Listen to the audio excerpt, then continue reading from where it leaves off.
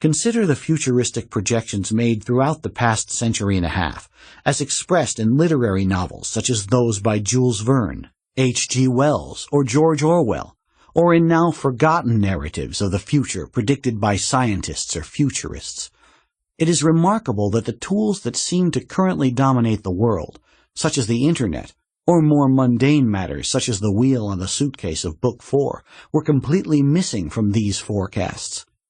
But it is not here that the major error lies. The problem is that almost everything that was imagined never took place, except for a few overexploited anecdotes, such as the steam engine by Hero the Alexandrian or the assault vehicle by Leonardo da Vinci. Our world looks too close to theirs, much closer to theirs than they ever imagined or wanted to imagine. And we tend to be blind to that fact. There seems to be no correcting mechanism that can make us aware of the point as we go along forecasting a highly technocratic future. There may be a selection bias. Those people who engage in producing these accounts of the future will tend to have incurable and untreatable neomania, the love of the modern for its own sake. Tonight I will be meeting friends in a restaurant. Tavernas have existed for at least 25 centuries. I will be walking there wearing shoes hardly different from those worn 5,300 years ago by the mummified man discovered in a glacier in the Austrian Alps. At the restaurant, I will be using silverware, a Mesopotamian technology, which qualifies as a killer application, given what it allows me to do to the leg of lamb, such as tear it apart while sparing my fingers from burns. I will be drinking wine, a liquid that has been in use for at least 6 millennia. The wine will be poured into glasses, an innovation claimed by my Lebanese compatriots to come from their Phoenician ancestors, and if you disagree about the source, we can say that glass objects have been sold by them as trinkets for at least 2,900 years. After the main course, I will have a somewhat younger technology, artisanal cheese, paying higher prices for those that have not changed in their preparation for several centuries.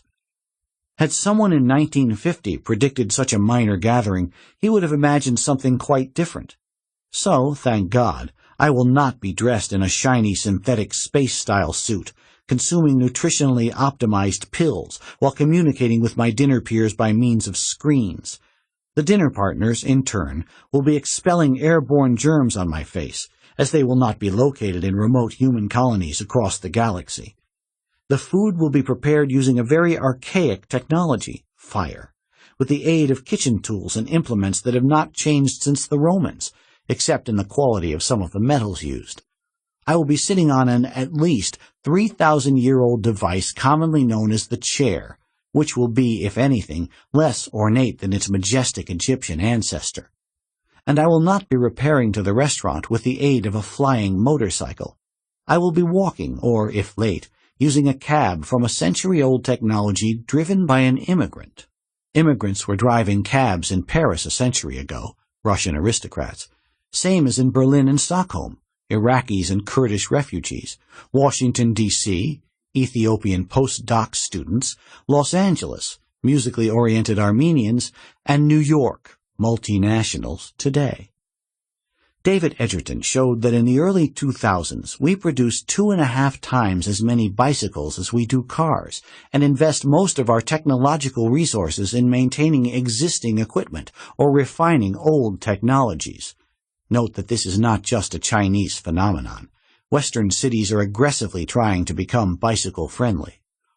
Also consider that one of the most consequential technologies seems to be the one people talk about the least, the condom. Ironically, it wants to look like less of a technology. It has been undergoing meaningful improvements with the precise aim of being less and less noticeable.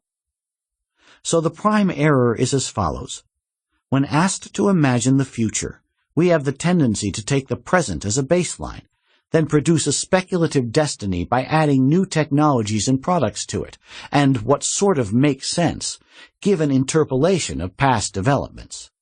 We also represent society according to our utopia of the moment, largely driven by our wishes.